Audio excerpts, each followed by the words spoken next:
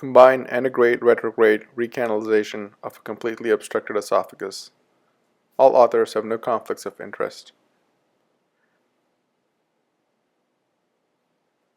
We will be discussing a 76-year-old woman with hypertension.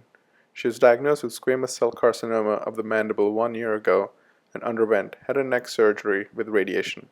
She has been unable to swallow since surgery and has been G-tube dependent. Prior EGD revealed complete obstruction at the upper esophageal sphincter. We begin with concurrent peroral or antegrade views seen in the smaller picture-in-picture video and retrograde views of the stricture.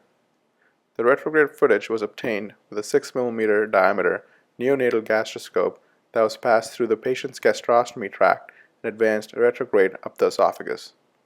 Note the completely obstructed nature of the stricture. With both endoscope tips positioned approximately 0.5 centimeters away from the stricture, fluoroscopy reveals that the distance between the two scopes is approximately 2 centimeters. Here, we attempt transillumination by turning off the light source on the antegrade scope and activating the transillumination function on the retrograde scope. However, given the distance between the scopes, we did not visualize the light source from the retrograde scope.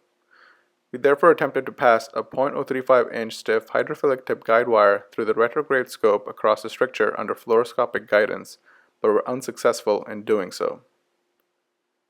As an alternative, after aligning the scopes under fluoroscopic guidance, we used the tip of a needle knife catheter to blunt dissect the tissue at the downstream end of the stricture, which tends to be membranous and amenable to dissection. It is important to highlight the need for fluoroscopy in this process because misalignment, as demonstrated here, increases the risk of perforation.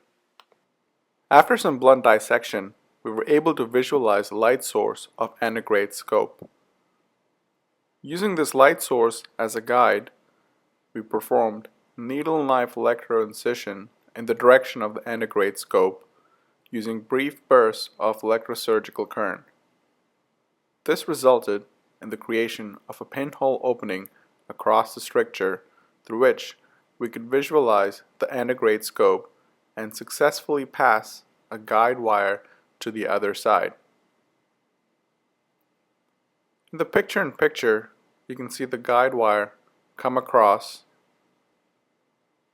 and we then grasp the guide wire in the mouth with the antegrade scope in order to pull it through. Over the wire, initially under fluoroscopic guidance, we performed sequential savory bougie dilation starting at 15 French up to a maximal diameter of 30 French.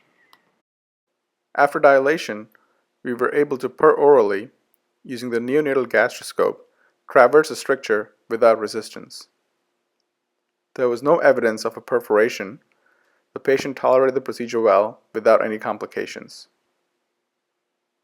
Post-procedurally, patient tolerated sips of water and recovery for the first time in approximately 12 months. She had 2 subsequent savory dilations up to 48 French.